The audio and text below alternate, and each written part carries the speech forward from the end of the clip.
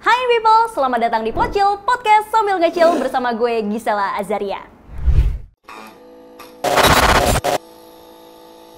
Suara generasi muda jadi rebutan di pemilu 2024. Bahkan tidak dapat dipungkiri banyak yang sudah membentuk relawan-relawan yang isinya adalah anak-anak muda. Seperti narasumber Pocil kita hari ini, please welcome Rizky Delastama, Ketua Umum Aku Ganjar. Halo Kak. Halo. Gimana kabarnya? Baik. Oke, kalau gitu aku mau langsung aja nih, Mas Kak Eki ya. Iya. Aku pengen nanya soal postingan 3 periode yang ada di Instagram Aku Ganjar. Oke. Dan korelasinya dengan postingan Kak Eki di yang mengunggah foto bersama Pak Jokowi.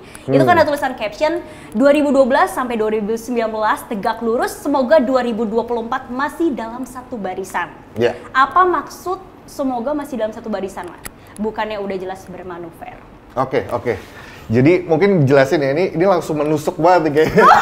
Jadi itu dua postingan yang berbeda. Yes. Tapi jelas lebih dulu yang Pak Jokowi memang. Yes. Itu. Jadi kebetulan memang saya basicnya itu dari 2012 itu sudah di timnya Pak Jokowi, waktu itu baru Borobudur 22 untuk Pilkada DKI.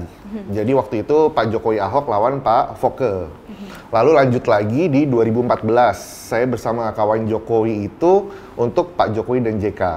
Lalu lanjut lagi 19 di TKN sama Pak Erick Thohir untuk Jokowi Ma'ruf Amin. Jadi memang selama 3 pemilihan sebelumnya itu selalu bersama. Pada waktu itu harapannya ya kita masih satu barisan. Tapi kan ternyata kenyataannya dinamikanya berbeda. Jadi di situ lalu di postingan yang berikutnya soal 3 periode, ya memang kita tidak mengira, bahkan beberapa orang besar yang sudah sangat berpengalaman juga expert di bidangnya pun tidak mengira langkah ini. Tapi ya kita sebenarnya legowo aja, maksudnya kadang tuh kita nggak bisa terima, jadi nggak move on.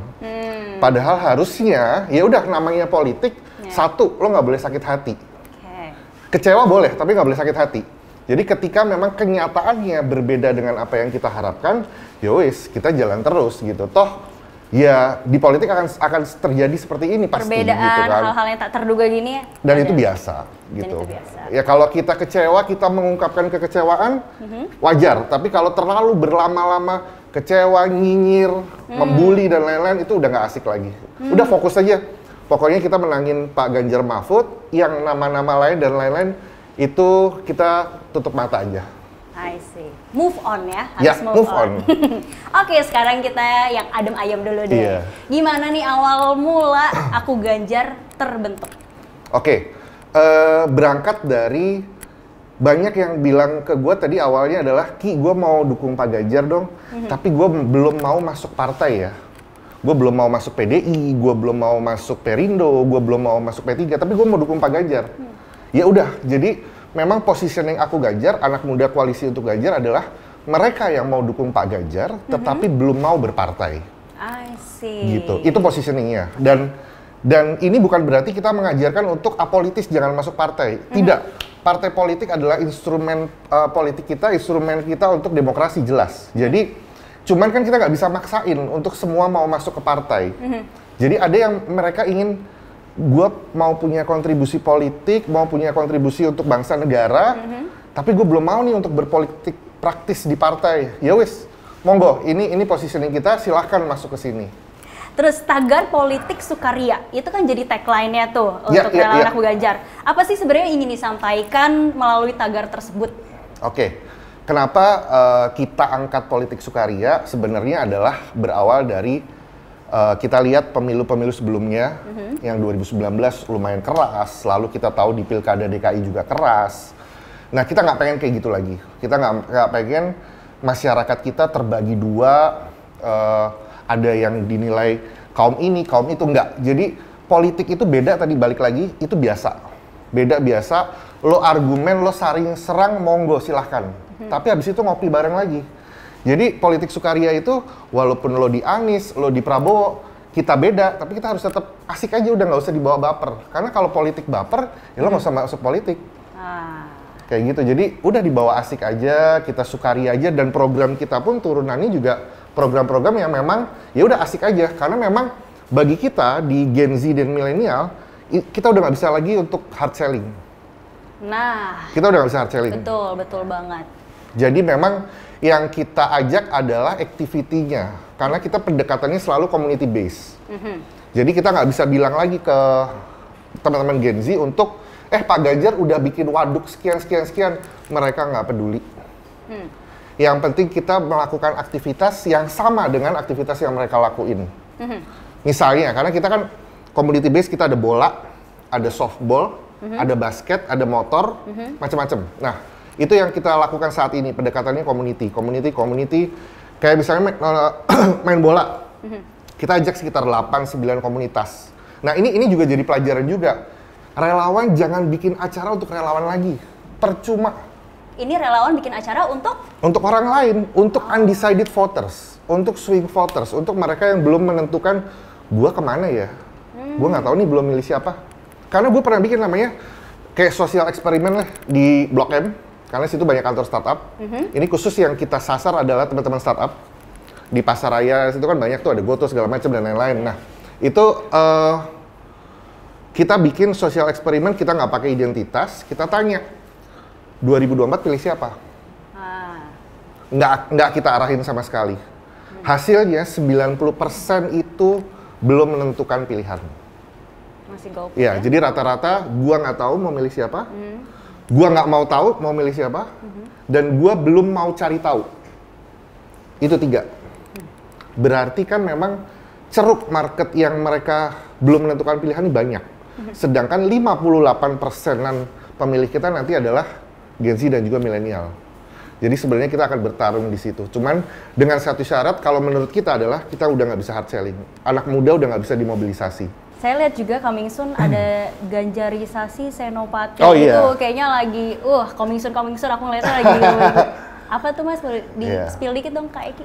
Nah, ganjarisasi senopati emang kebetulan karena coming soon gue masih belum bisa cerita ya. Okay. Tapi intinya di situ substansinya positif kok. Jadi orang kan memang kadang berpikir senopati itu identik dengan party dan segala macem. Senoparty. Iya. Cuma kita nggak ke situ. Justru kita nanti substansinya positif dan kita akan bikin beberapa program di tempat yang sama di situ. Bersamaan. Oke deh. Kapan? Akhir November ini. Baik. Oke, jadi coming soon ya, ditunggu. Coming ya. soon. Lalu wilayah mana aja nih yang menjadi fokus Aku Ganjar untuk memenangkan Ganjar Mahfud? Oke, nah kita fokusnya di Pulau Jawa dan Bali. Tapi kalau ada permintaan di luar itu, ya kita pasti welcome. Karena nggak mungkin kita ada orang mau, Kak aku mau buka Aku Ganjar di Kalimantan, di Sulawesi, boleh apa enggak? Kita nggak mungkin bilang enggak. Cuma kita punya variabel-variabel, oke kalau lo mau buka ini, variabelnya ini, lo bisa penuhin apa enggak?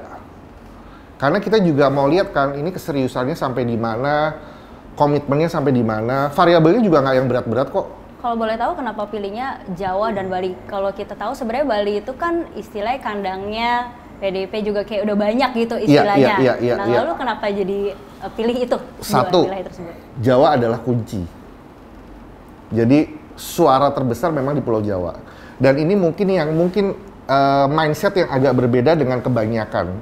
Kebanyakan misalnya bikin relawan itu memikirkan harus 34 provinsi, 38 provinsi. Tapi menurut kita adalah buat apa? Kita bukan partai politik loh. Lo kalau punya 38 provinsi, lo bikin parpol aja. Nggak usah bikin relawan. Nah ini yang mungkin kita nggak bilang kita lebih baik atau enggak, tapi kita punya prioritas yang berbeda. Jadi mendingan provinsinya hanya di Pulau Jawa atau Bali, tetapi fokus. Karena di sini kan kita mau membesarkan Pak Ganjar dan Pak Mahfud, bukan mau membesarkan diri sendiri. Yeah. Jadi udah fokus aja Jawa Timur, Jawa Barat, Jawa Tengah, DKI, Banten, dan Bali. Karena di situ juga kalau mau dipersempit lagi, fokus kita adalah DKI dan juga Jawa Barat. Karena di situ suara Pak Ganjar dan juga suara Pak Mahfud masih perlu di rise lagi. Lalu kan tadi udah berbagai hal dilakukan, pasti kan ada tantangannya ya. Iya. Apa yang kalau Kak Eki pribadi ngerasa tantangannya nih?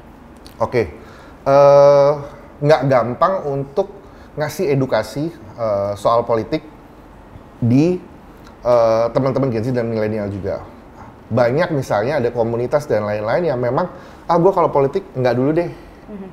Iya, dan itu wajar, itu pilihan. Cuma memang yang kita perlu bangun adalah ketika anak-anak muda itu tidak mau berpolitik, dan ketika nanti pemerintahan yang jadi ini tidak sesuai dengan apa yang mereka inginkan, lo nggak boleh komplain. Karena kalau semua yang bagus, semua yang baik itu nggak masuk ke politik, yang masuk ke politik ya yang nggak bagus. Itu aja, sesimpel itu. Jadi kalau lo pinter, lo ngerasa bisa memikirkan program atau kebijakan yang lebih baik gitu kan untuk masyarakat, tapi lo nggak mau masuk, ya percuma. Nanti begitu orang jadi, mikirin kebijakan yang salah, bikin kebijakan yang memang ini komplain. Ya kalau emang lo mau benerin ya lo masuk dong. Jangan dari luar aja gitu loh. Kontribusi itu justru bisa dari dalam dan akan lebih signifikan. Karena kebetulan gue pun juga pernah di dalam, jadi gue punya pengalaman itu, dan itu tidak mudah memang. Ada ego sektoral, birokrasi, dan lain-lain. Lalu, kan ini udah straight mendukung Pak Ganjar, walaupun sebelumnya kayak tegak lurus, awal ininya kan sama Pak Jokowi juga pasti, gitu. Iya. Tapi di mata Kak Eki, seorang Ganjar tuh seperti apa sih? Oke. Satu, kalau secara personal ya, humble. Karena kebetulan pertama kali saya berinteraksi dengan beliau itu ketika saya masih di staf khusus presiden. Waktu itu kita ada satu program yang mau bikin di Jateng. Beliau nerima kita di Wisma Jateng di Kebayoran Baru, Antasari. Kita ngobrol cukup lama, sekitar 1 jam. Saya lihat ini humble banget. Maksudnya untuk ukuran beliau sangat humble dan beliau mengerti betul mengenai politik.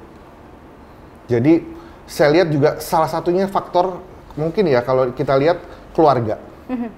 Saya jujur sangat kagum sama Alam dan Bu Atikoh. Ya mungkin Alam sudah hadir di beberapa podcast, teman-teman pasti juga udah lihat. Kok bisa gitu, maksudnya saya kebetulan baru punya anak juga, masih kecil. Jadi saya role modelnya salah satunya ya Pak Ganjar. Kok bisa sih? Maksudnya punya anak kayak Alam, se-wise itu, sebagus itu di usia yang memang masih muda. Gitu kan. Kita semua tahu pendidikan awal dan yang terbaik adalah keluarga. Ya insya Allah kalau beliau bisa memimpin keluarga, pasti juga bisa memimpin masyarakat atau bangsa ini. Itu salah satu penilaian secara personal. Pribadi ya. Seperti itu. Oke, kalau Pak Mahfud di mata. Oke. Pak Mahfud ya saya juga kebetulan pernah interaksi juga sama beliau waktu itu Kemenko Polhukam mengenai Perpres dan lain-lain gitu kan.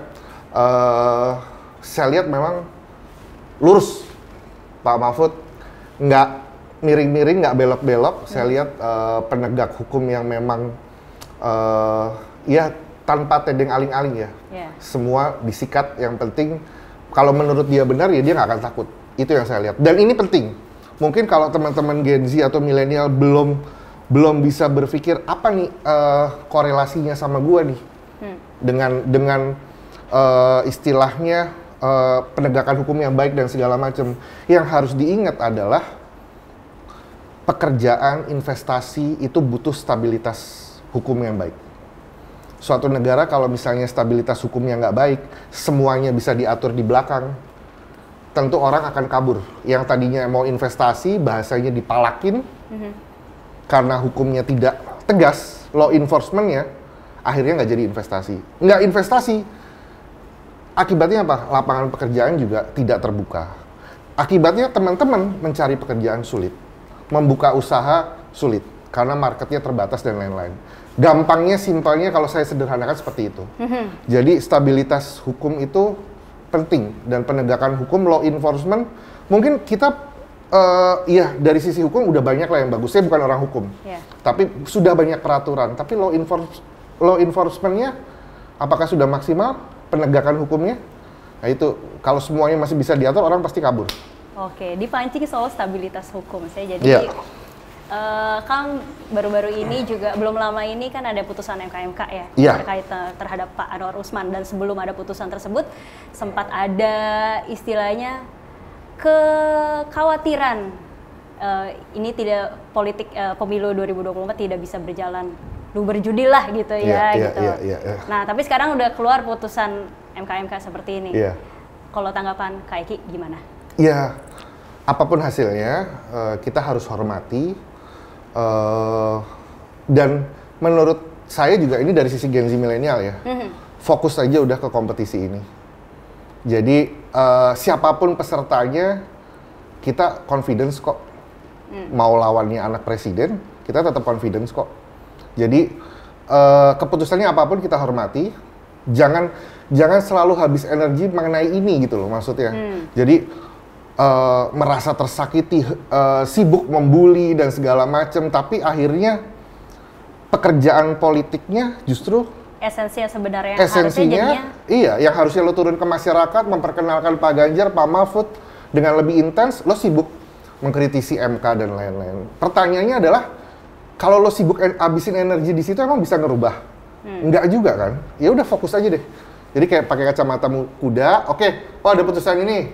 Oh ternyata hasilnya kurang memuaskan misalnya. Oh ya udah nggak apa-apa, kita jalan terus. Toh semua nanti kan ada di masyarakat balik yang bisa menilai kan, dan mereka juga yang akan memberikan kita pilihan gitu. Baik, balik lagi harus politik sukaria, move on, gaspol gitu ya. Terakhir, beredar panggilan khusus untuk pasangan Ganjar Mahfud, ada GoFood, Gama, Gempita. Ini iseng-iseng aja, kalau dari relawan Aku Ganjar kepikirannya apa yang cocok nih? Jujur kita belum kepikiran apa gitu ya, tapi kalau di antara nama-nama yang udah muncul itu, GoFood lucu sih. Karena orang udah biasa kan, orang udah biasa, udah familiar dengan itu. Ya kalau dari kita, bukan dari kita pribadi, karena kita belum memikirkan ke situ juga, itu preferensinya lebih ke GoFood sih. Get it. Oke. Kalau kayak gitu saya ingin mengucapkan banyak terima kasih ini sudah bergabung di Podcil, podcast sambil ngecil bersama Kak Eki. Thank you so much ya Kak. Makasih, sukses sama-sama. Segala yang ya. direncanakan sukses. Amin, amin. Ya, amin. Oke, kalau gitu saya Gisela Azaria dan Kak Eki pamit. In Today in People's Way. Bye. Bye.